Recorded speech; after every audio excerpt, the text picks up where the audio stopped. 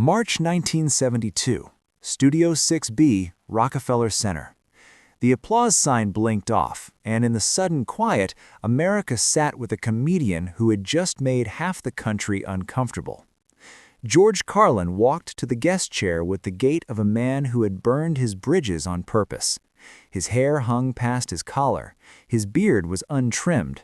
The suit and tie he had worn for 7 years on this same stage were gone, replaced by jeans and a t-shirt that looked like a declaration of independence. Johnny Carson extended his hand across the desk, and in that gesture, invisible to most viewers, was a decision that would define what American television was willing to defend. By 1972, The Tonight Show starring Johnny Carson was not merely a program, it was the last common ground in a fracturing nation. 30 million Americans tuned in 4 nights a week, and what Carson validated, the culture absorbed. What he dismissed, the culture forgot. An appearance on that stage could transform a nightclub comic into a household name, could revive a fading film career, could make a book a bestseller by morning. The show was a kingmaker, and Carson was the king who never acted like one. His power lay in his restraint, in the way he leaned back and listened, in the smile that could be warm or withering depending on a single degree of angle. He did not need to raise his voice. The nation was already leaning forward. George Carlin had been a regular guest since 1965.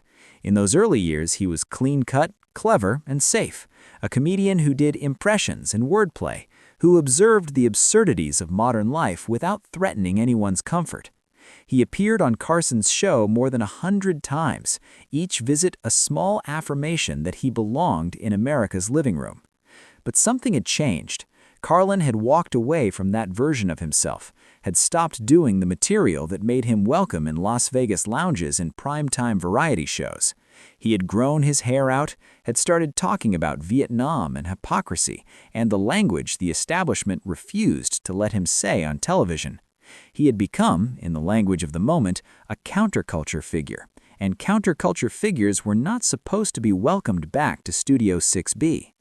But Carson had invited him anyway, and on that March night, Carlin sat in the guest chair and talked about the words you could not say on television. He did not say them, but he talked around them with the precision of a man who had thought deeply about language and control. He spoke about the arbitrary nature of censorship, about the way certain words were forbidden not because they caused harm, but because they made people in power uncomfortable. He was funny, but the humor had an edge that had not been there in 1965. The studio audience laughed, but the laughter was uncertain, the kind that comes when people are not sure if they are allowed to find something funny. Carson listened. He did not interrupt. He did not pivot to a safer topic. He asked follow-up questions, leaned into the conversation with the curiosity of a man who respected the intelligence of his guest, even when, perhaps especially when, that intelligence was making the network executives in the control room nervous. When the segment ended and Carlin stood to leave, Carson shook his hand again, and the applause that followed was loud enough to matter. Within 48 hours, the phone calls began. Affiliates in the Midwest and the South, stations that carried The Tonight Show as part of their NBC contract, registered complaints. Sponsors expressed concern. The NBC's Standards and Practices Department, the internal censorship body that reviewed every script and every guest list, sent a memo. The memo did not use the word ban, but its meaning was clear. George Carlin was no longer an acceptable guest for The Tonight Show. His material had crossed a line, and the network could not afford to be associated with a comedian who seemed intent on testing the boundaries of broadcast decency. Johnny Carson read the memo in his office at NBC, a space that was famously sparse. No awards on the walls, no photographs, just a desk and a typewriter, and the tools of a man who treated television like a craft rather than a performance. He had been hosting The Tonight Show for 10 years by then, long enough to understand the delicate choreography between artistic freedom and commercial reality. He knew that the show existed because advertisers paid for it, that advertisers paid for it because audiences watched it, and that audiences watched it because they trusted him to guide them through the chaos of modern life with wit and intelligence and a reassuring sense that not everything was falling apart. He also knew that trust was a currency that could be spent and that some things were worth spending it on. Carson did not call a press conference. He did not issue a public statement. He did what he always did when he believed something mattered. He addressed it on the show. A week after Carlin's appearance, during the monologue, Carson made a joke about censorship. It was brief, oblique, the kind of reference that only regular viewers would catch, but the message was clear to anyone paying attention. He did not agree with the decision to limit what could be discussed on his stage. In the weeks that followed, he returned to the subject in small ways, a comment during an interview, a raised eyebrow at a news story about language and television. He never mentioned Carlin by name, but he did not need to. The people who needed to understand, understood. Behind the scenes, Carson did something more direct. He went to the NBC executives and made his position clear. The Tonight Show was his show, and he would decide who sat in the guest chair. He reminded them, with the quiet authority of a man who had made the network hundreds of millions of dollars, that his contract gave him creative control over content. He did not threaten to quit. He did not need to.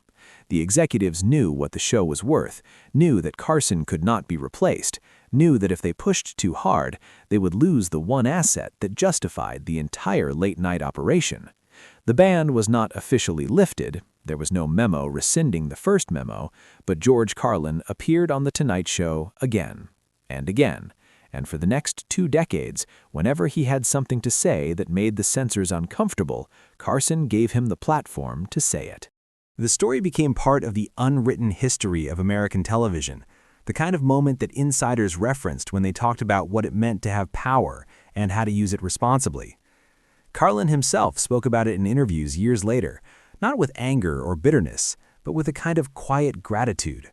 He understood what Carson had risked, understood that defending a controversial guest in 1972 was not the same as defending a controversial guest in 1965, when the country still believed in shared values and common decency. By 1972, the nation was divided over the war, over civil rights, over the very language people used to describe reality. Choosing to stand with a comedian who challenged broadcast standards was choosing a side, even if Carson never framed it that way. The desk between them had always been more than furniture. It was the physical manifestation of the distance between host and guest, between authority and supplicant, between the man who controlled the conversation and the man who hoped to be invited back. But in the way Carson used it, leaning forward when he was genuinely interested, leaning back when he was giving a guest room to breathe, it became something else. It was a tool for creating space, for allowing people to be more than their public image, for letting a conversation go where it needed to go, even when that place was uncomfortable. When Carlin sat across from that desk in March 1972, the desk was a barrier. When he sat there again a few months later, after Carson had quietly fought for his return, it was a shelter. Television in the early 1970s was a medium of contradictions. It broadcast the Vietnam War into living rooms every evening, but it censored the language soldiers used to describe what they saw. It showed the civil rights movement and the violence that met it, but it refused to air profanity or sexual content that might offend advertisers. It was simultaneously the most powerful tool for shaping public consciousness and the most tightly controlled, a mirror that reflected America only after the reflection had been edited for content and approved by standards and practices. Johnny Carson existed in that contradiction, and his genius lay in his ability to navigate it without appearing to compromise. He was not a radical. He did not use his platform to advocate for political causes or to challenge the establishment in overt ways. But he understood that comedy was a form of truth-telling, and that truth-telling required protection. The decision to defend Carlin was not an isolated act. It was part of a larger philosophy about what The Tonight Show could be. Carson believed that the show worked because it respected the intelligence of its audience, because it trusted people to handle complexity and nuance and ideas that did not come pre-packaged with easy conclusions. He had built his career on the premise that Americans were smarter than advertisers gave them credit for, that they could appreciate humor that made them think as well as laugh, that they did not need to be protected from discomfort. That belief was tested constantly by network executives who wanted safer guests, by sponsors who wanted predictable content, by affiliates who wanted nothing that might alienate their local audiences. Carson's response was always the same, a quiet insistence that the show would be what he said it would be, and a willingness to spend his accumulated credibility.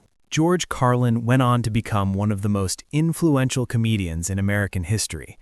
His 7 words you can never say on television routine, recorded later in 1972, became the subject of a Supreme Court case that defined the limits of broadcast censorship for a generation.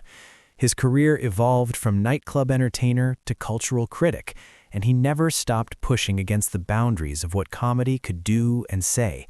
But he always credited Carson with giving him the space to make that evolution, with understanding that a comedian who stops being safe might be becoming something more important than safe.